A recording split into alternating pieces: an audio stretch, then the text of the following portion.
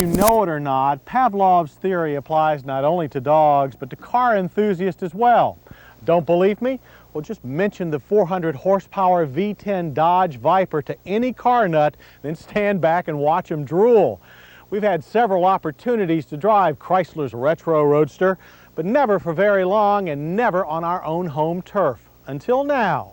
We recently went one-on-one with a Viper at Pocono International Raceway. Let's see who won.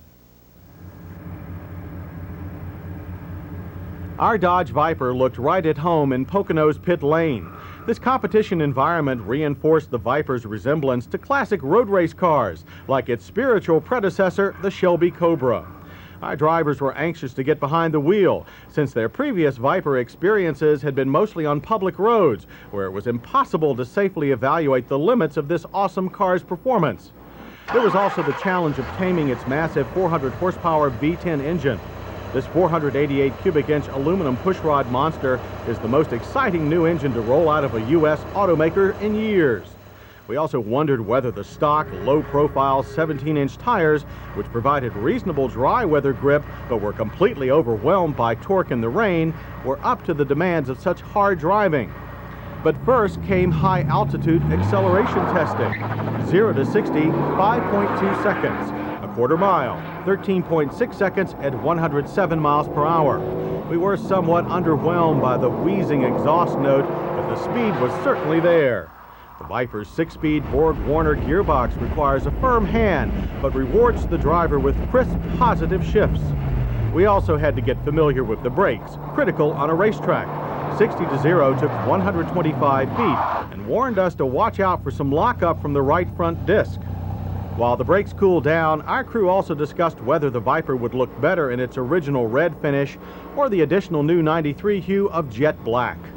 Then, with the brakes cool and the tire pressure set, it was time.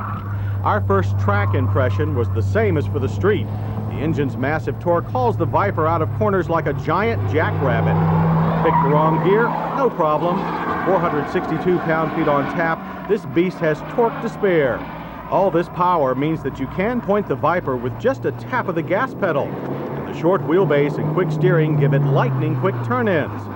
It runs along the high-speed banking, confirmed that the Viper needs an experienced hand at triple-digit speeds. During a refueling break, the drivers were polled on their opinions of the Viper cockpit. All praised the no-nonsense instrument layout, and the seat's generous side bolsters held them tightly in place in even the hardest corners. Important in a car that is as easy and as much fun to oversteer as this one is. All agreed that the Viper is one of the most exciting and entertaining cars that we've had on a track in years. Someone even suggested a one-make Viper racing series. Now, wouldn't that be a hoot? So despite all of the attention and approval that a Viper may draw out on the street, and the fact that it is one of the most drivable supercars ever, its best characteristics are wasted in that sedate environment. The $50,000 Dodge Viper is a car that is at its best when driven at the limit.